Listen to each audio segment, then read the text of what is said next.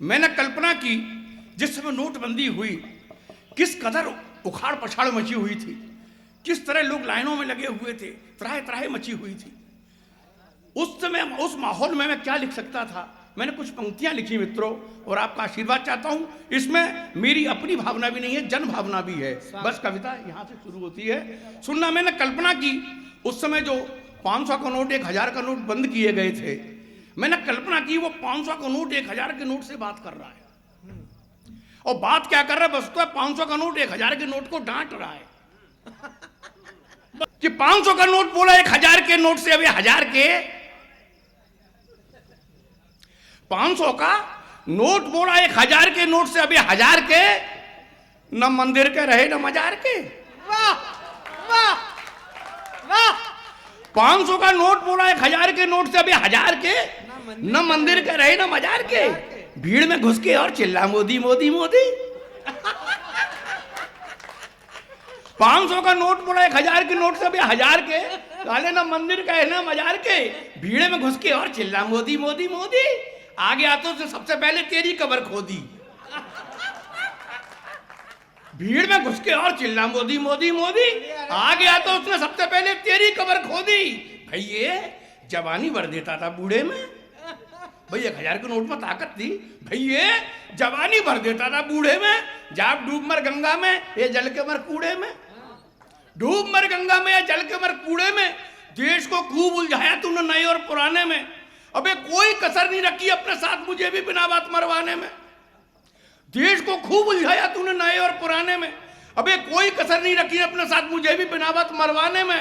वो तो मैं था, अपनी इज्जत बचा गया और किसी तरह से भेष बदल के आ गया।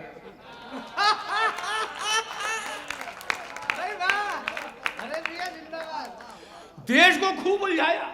बेटा ये रुक जाओ, थोड़ी देर हट जाओ, थोड़ी देर रुक जाओ, बस 5 मिनट में समाप्त हो जाऊंगा मैं। हर चाय वाला प्रधानमंत्री नहीं बनता है। पिला दे धीरे से। देश को खूब उलझाया तूने नए और पुराने में। अबे कोई कसर नहीं रखी अपने साथ मुझे भी बिना बात मरवाने में। वो तो मैं था, अपनी इज्जत बचा गया और किसी तरह से भेष बदल के आ गया। अब बनाकर होठों का गोला 1000 का नोट बोला। अभी तक वो डांट रहा है। अब 1000 के नोट का वक्तव्य बनाकर होठों का गोला 1000 का नोट बोला। अभी अधे रहे गधे के गधे। 1000 का नोट बोला। अभी अधे रहे गधे के गधे। तू क्या सोचता है मैं मर गया हूं? अबे मैं मरा नहीं हूं, मैंने सिर्फ रंग बदला है और लाल से गुलाबी होकर दुगनी ताकत से सरकार के समर्थन में खड़ा हो गया हूं। तू क्या सोचता है मैं मर गया हूं? अबे मैं मरा नहीं हूं, मैंने सिर्फ रंग बदला है और लाल से गुलाबी होकर दुगनी ताकत से सरकार के समर्थन में खड़ा हो गया हूं। रंग बदलना तो पॉलिटिक्स का चरित्र है, इसलिए मेरा रंग बदलना मजबूरी था। और काले धन और आतंकवाद से लड़ने के लिए ऐसा करना बहुत जरूरी था। ऐसा करना बहुत जरूरी था। ऐसा करना बहुत जरूरी था। यह जन भावना थी जिसको मैंने व्यक्त किया। मित्रों, एक छोटा सा व्यंग आप और देखिए। इसमें मैंने एक प्रयोग किया है कि आप कहीं चिढ़े हुए बैठे हों, कोई व्यक्ति चिढ़ा हुआ बैठा हो को मालूम नहीं हो ये चिढ़ा हुआ बैठा है, आप पीछे से जाके कोंच भर दो, बस किस तरह से रिएक्शन होता है। और इसमें मैंने एक देश की जो प्राथमिक शिक्षा है, शिक्षा व्यवस्था पर व्यंग करने की कोशिश की है। और सुनना, तकलीफ पे आपको हंसाना चाहता हूं। हमने एक सरकारी मास्टर से पूछा, सरकारी शब्दों पर ध्यान देना आप। हमने एक सरकारी मास्टर से पूछा कि आप होली कैसे मनाएंगे? सहज सा प्रश्न था। अब मुझे मालूम नहीं है वो चिढ़ा हुआ बैठा है। हमने एक सरकारी मास्टर से पूछा कि आप होली कैसे मनाएंगे? मास्टर जी बोले, अरे भाड़ में गई होली और दिवाली, अपनी किस्मत तो इन सरकारी योजनाओं ने ठगी है। साले सबके सब त्योहार मना रहे हैं, हमारी जनगणना में ड्यूटी लगी है। अब हमें मालूम ही नहीं है कि सबके त्योहार मना रहे हैं, हमारी जनगणना में ड्यूटी लगी है। और व्यंग तो आप देखना, हमारी जनगणना में ड्यूटी लगी है, रजिस्टर कंधे पर लटकाए, आंकड़ों का जाल बुनने में लगे हैं और आप सबने पैदा कर करके छोड़ दिया, हम गिनने में लगे हैं। वो आपके बच्चों को ही कोस रहा है। और व्यंग यहां देखिए, रजिस्टर कंधे पर लटका। सच्चाई यहां पर भी नहीं है कि रजिस्टर कंधे पर लटकाए, आंकड़ों का जाल बुनने में लगे हैं और आप सब ने पैदा कर करके छोड़ दिए। हम गिनने में लगे हैं, हम गिनने में लगे हैं, हम गिनने में लगे हैं। इसी विषय पर एक व्यंग देखिए। मेरे मित्र वीरेन जी मुझे कई वर्षों बाद मिले हैं। ये भी एक बैंक में काम करते हैं, मैं भी बैंक में काम करता था। मैं रिटायर हो गया, ये बर्खास्त किए गए हैं। नहीं, कल इज्जत से रिटायर हुए। कल इज्जत से रिटायर हुए। हाँ, मैं ये तो खैर मजाक की बात थी। ये कल ही रिटायर हुए हैं और इसीलिए आज हमारे बीच में है। इनका इस्तकबाल करता हूँ। स्वागत, एक ही बात है हम लोग। स्वागत। बैंक पर एक बात आई है तो एक बात कहना चाहता हूँ साहब।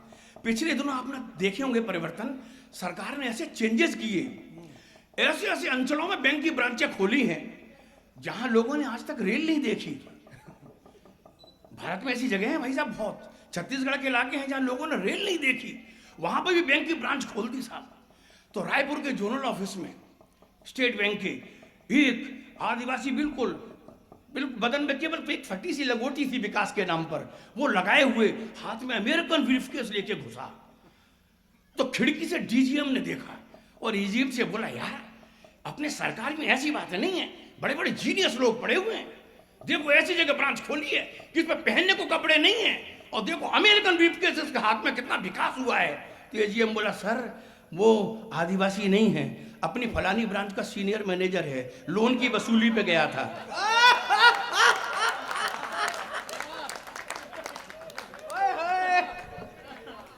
लोन की वसूली पे गया था। तो बोले जी हमें ब्रीफकेस में क्या लाया है? बोले इस्तीफा।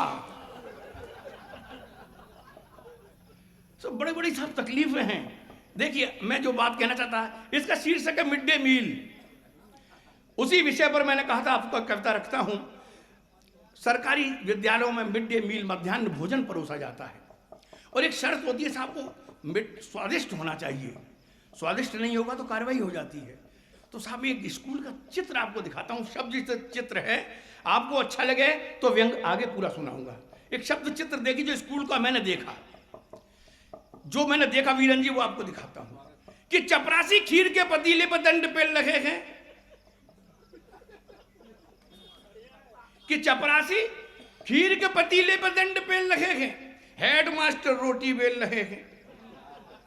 मिड डे मील कि चपरासी खीर के पतीले पर दंड पेल रहे हैं, हेडमास्टर रोटी बेल रहे हैं और सारे मास्टर मिलके खाना परस रहे हैं। इस तरह स्कूलों में शिक्षा के बादल बरस रहे हैं। इस व्यंग पर मुझे आपकी दाद चाहिए थी। वस्तुतः ये व्यंग था कि सारे मास्टर मिलके खाना परस रहे हैं, इस तरह स्कूलों में शिक्षा के बादल बरस रहे हैं। एक पत्रकार बोले, मास्टर जी आप सुबह सुबह राशन लाते हैं, दिन भर उससे पकाते हैं, शाम तक ठिकाने लगाते हैं, फिर आप बच्चों को कब पढ़ाते हैं? एक सहज सा प्रश्न था लेकिन मास्टर वहीं अटका हुआ है। एक पत्रकार बोले, मास्टर जी आप सुबह सुबह राशन लाते हैं, दिन भर उसे पकाते हैं, शाम तक ठिकाने लगाते हैं, फिर आप बच्चों को कब पढ़ाते हैं? मास्टर जी बोले, अरे बच्चों को पढ़ने और पढ़ाने की चिंता तो हमें सताती है, लेकिन उससे बड़ी एक और चिंता हमें खाई जाती है कि खाना स्वादिष्ट नहीं बने तो अधिकारी तरह तरह की जांचों के गोले दाग जाते हैं और खाना स्वादिष्ट बन जाए तो खा पी के बच्चे घर भाग जाते हैं। बढ़िया, वो वहीं अटका हुआ है कि खाना स्वादिष्ट नहीं बने तो अधिकारी तरह तरह की जांचों के गोले दाग जाते हैं और खाना स्वादिष्ट बन जाए तो खा पी के बच्चे घर भाग जाते हैं। तो पत्रकार बोले, फिर आप मास्टर क्यों बने? पत्रकार जी बोले, फिर आप मास्टर क्यों बने? मास्टर जी बोले, इसकी भी बहुत करुण कहानी है भाई। बचपन में एक मास्टर था कसाई, कम वक्त हमारी बहुत करता था ठुकाई और वस्तुतः बदला लेने की आग उसी ने हमारे सीने में भड़काई। एक मास्टर था कसाई, हमारी बहुत करता था ठुकाई, वस्तुतः बदला लेने की आग उसी ने हमारे सीने में भड़काई। लेकिन वो मास्टर जी भी गजब कर गए, हम उनसे बदला लेने लायक बड़े हुए उससे पहले ही मर गए। लेकिन वो मास्टर जी भी गजब कर गए, हम उनसे बदला लेने लायक बड़े हुए उससे पहले ही मर गए।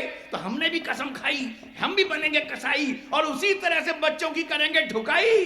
लेकिन भाग्य की विडंबना देखो भाई, जब हमारा नंबर आया बनने का कसाई तो सरकार ने हमें बना दिया हलवाई। कि भाग्य की विडंबना देखो भाई, जब हमारा नंबर आया बनने का कसाई तो सरकार ने हमें बना दिया हलवाई। आजकल हम शिक्षा और शिक्षण कार्य से कोसों दूर हैं और स्कूल में गणित वाले मास्टर के नाम से नहीं, खीर पूड़ी वाले मास्टर के नाम से मशहूर है। आजकल हम शिक्षा और शिक्षण कार्य से कोसों दूर हैं, और स्कूल में गणित वाले मास्टर के नाम से नहीं, खीर पूड़ी वाले मास्टर के नाम से मशहूर हैं। और इस बात का न कोई शिकवा है न गिला है। आज ये मैं ग्राम प्रधान के बाप की 13वीं में मालपुए बनाने का ठेका मिला है। ये सब शिक्षा नहीं है, कैटरिंग सर्विस है। एक व्यंग आप और देखिए। हम लोग हर साल एक त्योहार मनाते हैं, नागपंचमी, और मेरी जानकारी उस दिन हम सांपों को दूध पिलाते हैं, और एक विशेषता होती है, उस दूध में हम नमक डाल दिया करते हैं। पहली पंक्ति से सुनिए, आपको मजा आएगा। अगर आपने पहली पंक्ति नहीं सुनी, आपको व्यंग में आनंद नहीं आएगा। कि नागपंचमी के दिन हमें एक सांप ने दूध पिलाया, कि नागपंचमी के दिन हमें एक सांप ने दूध पिलाया। सांप ने दूध पिलाया। दूध पीकर हमने पूछा, क्यों बे सांप, तूने इस दूध में नमक तो नहीं मिलाया? इतना सुनते ही सांप बोला, आस्तीन के आदमी। वाह वाह वाह। कि नागपंचमी दिन हमें एक सांप ने दूध पिलाया। दूध पीकर हमने पूछा, क्यों बे सांप, तूने इस दूध में नमक तो नहीं मिलाया? इतना सुनते ही सांप बोला, आस्तीन के आदमी, दूध में नमक मिलाकर पीना तो हमारे लिए होता है लाजमी। तुम्हारे दूध में मिलाया तो तुम त्योहार की भी बदनामी करोगे। हमें मालूम है तुम नमक के साथ में नमक हरामी करोगे। हमें मालूम है, हमें मालूम है तुम नमक के साथ भी नमक हरामी करोगे। हमें मालूम है तुम नमक के साथ भी नमक हरामी करोगे। एक छोटा सा व्यंग आप देखिए।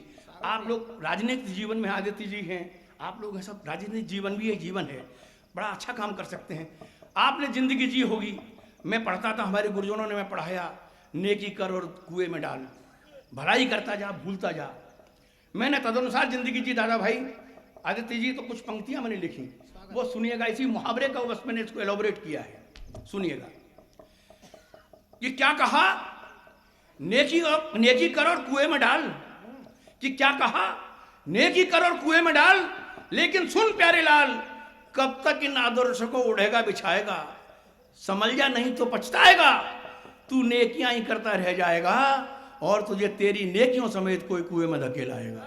वाह वाह। ये अनुभव है, और ऐसा क्यों कह रहा हूं, ये प्रूव करता हूं। कि क्या कहा, नेकी कर और कुएं में डाल, लेकिन सुन प्यारे लाल, कब तक इन आदर्शों को उड़ाएगा बिछाएगा?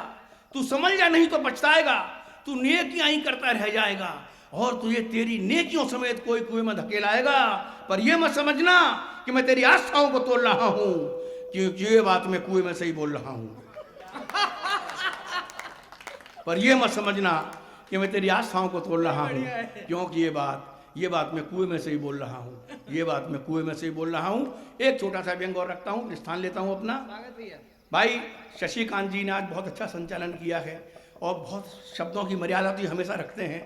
आज विशेष बधाई के पात्र मैंने बड़े दिल से आशीर्वाद देना चाहता हूं और शुभकामनाएं देना चाहता हूं कि ऐसे ही इस कार्यक्रम संचालित करते रहे। एक व्यंग भाई यहाँ पर चर्चा हुई थी, गंगा प्रदूषण अभियान, ये मैं सुनाना चाहता हूं। सरकार कोई भी हो, ये चोट व्यवस्था पर है। क्या बात। मैं कभी नाम लेकर कभी कोई कविता नहीं करता, ये मेरा चरित्र है और वो आपको दिखेगा। इस पर मैंने एक पक्ष का बात कहने की कोशिश की है कि अभियान कोई भी हो, नदी साफ करनी हो, नाला साफ करना हो, अगर वो सरकारी है तो उसकी इस देश में क्या स्थिति है, बस यहीं से सुनिएगा और मजे लेना, ठाके के साथ सुनिए। खूब मजेदार कविता है। रवि तुमने नहीं सुनी है, सुनो। कि जैसे ही हमने नदी में अपने हाथ धोए कि हमारा हाथ एक खोपड़ी से टकराया। हमने जैसे ही नदी में अपने हाथ धोए, हमारा हाथ एक खोपड़ी से टकराया। हमने कहा कमाल है, प्रदूषण का ये हाल है कि आदमी निकल के पानी में से बाहर आया। बोला हम नदी सफाई अभियान के ठेकेदार हैं। व्यंग शुरू होता है, नदी में अपने हाथ धोए कि हमारा तो खोपड़ी से टकरा। हमने कहा कमाल है, प्रदूषण का ये हाल है कि आदमी निकल के पानी में से बाहर आया। बोला हम नदी सफाई अभियान के ठेकेदार हैं। हम बोले भाई मेरे, इतनी सवेरे इतने ठंडे पानी में ऐसी कौन सी आग लग गई ढलती जवानी में? बोला क्या करें क्या करें, इस सफाई अभियान के इंजीनियर ने बेड़ा गर्क करवा दिया, सवेरे सवेरे ठंडे पानी में मरवा दिया। पिछले 1 हफ्ते से प्राण पी रहा है। अब आप ही बताएं, हमारे आदमियों ने इस नदी की गंदगी साफ करने में एक कदम भी नहीं बढ़ाया है। और अभी हमें ठेके की रकम की पहली किस्त का भुगतान भी नहीं आया है कि इंजीनियर अपना हिस्सा मांगने आया है। अभी हमारे आदमियों ने नदी की गंदगी साफ करने में एक कदम भी नहीं बढ़ाया है। अभी हमें ठेके की रकम की पहली किस्त का भुगतान भी नहीं आया है, इंजीनियर अपना हिस्सा मांगने आया है। अब आप ही बताएं हम अपनी जेब से कहां तक पुजाएं? वाह। अब आप ही बताएं हम अपनी जेब से कहां तक पुजाएं? किसी तरह से आज नदी में कूद कर जान बचाई, किसी तरह से। विरोधाभास अलंकार। वाह वाह वाह वाह वाह। कि किसी तरह से आज नदी में कूद कर जान बचाई। लेकिन आपको क्या बताऊं बड़े भाई, कमबख्त किस कदर पीछे पड़ा है। नदी की गहराई में मेरी टांग पकड़े खड़ा है।